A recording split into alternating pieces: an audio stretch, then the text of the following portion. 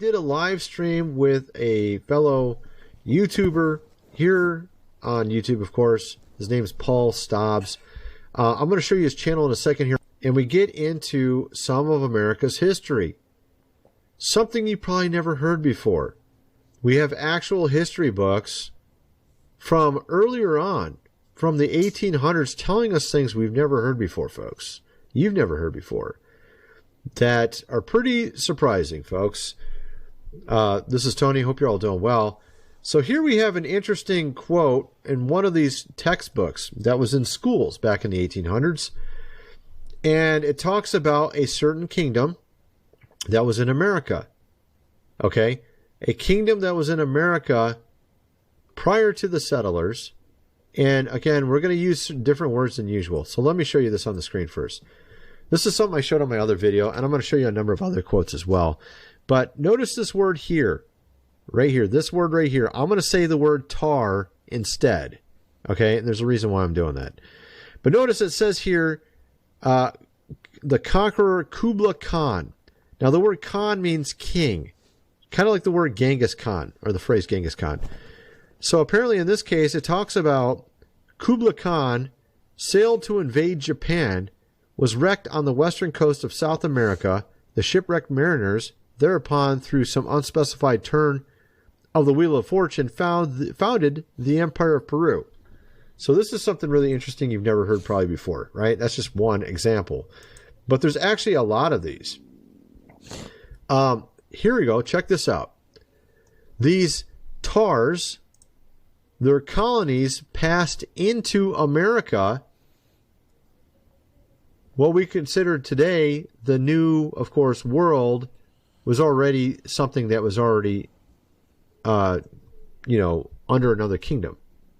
The tars, right? So this is something I noticed when I looked at maps, is it showed them in America as well.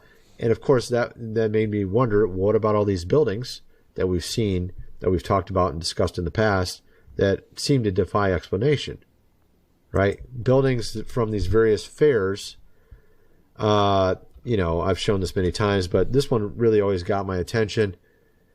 And there's actually many of these buildings. There's like hundreds and even thousands of these buildings, where, essentially they claimed with horse and buggy they built these buildings, right?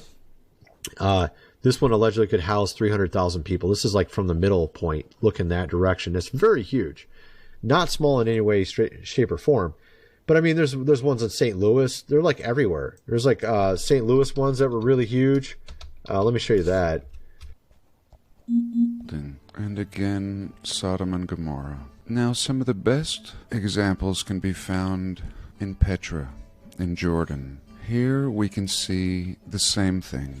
Section, cooked out, almost having a Native American feel, similar to what we saw at Bandelier National Monument, but much more preserved. All of this above will have been the same thing, but this was all spared. We see it continues, and again we're told this is primitive, very similar to the Native American story, that natives carved this, in this case goat herders, only to abandon it. But when you have eyes to see, you realize that this is a 1, 2, 3, 4, 5, perhaps 6-story building, and that's just what we see, in worse condition at the top. And now we're going to look at some Utah, and we're going to see these same sections, but in really bad condition. Perhaps before I get into it, I should read you the story.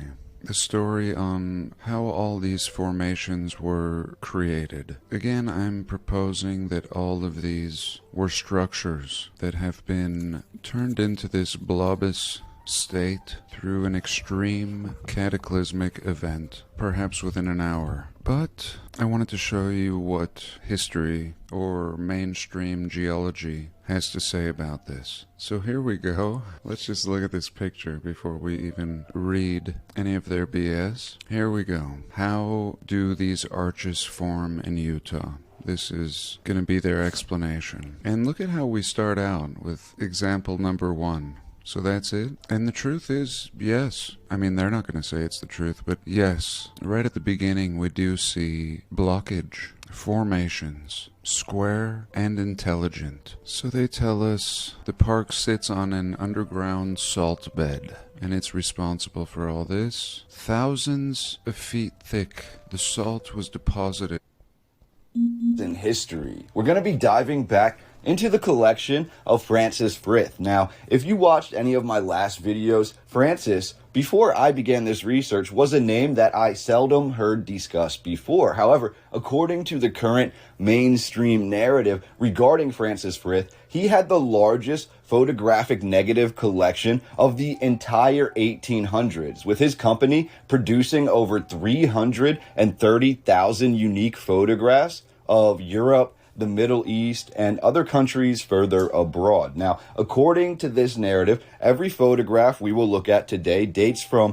1855 through 1862, and every image in today's video will be of the Holy Land, of Jerusalem, and these photographs all come to us courtesy of Francis Frith.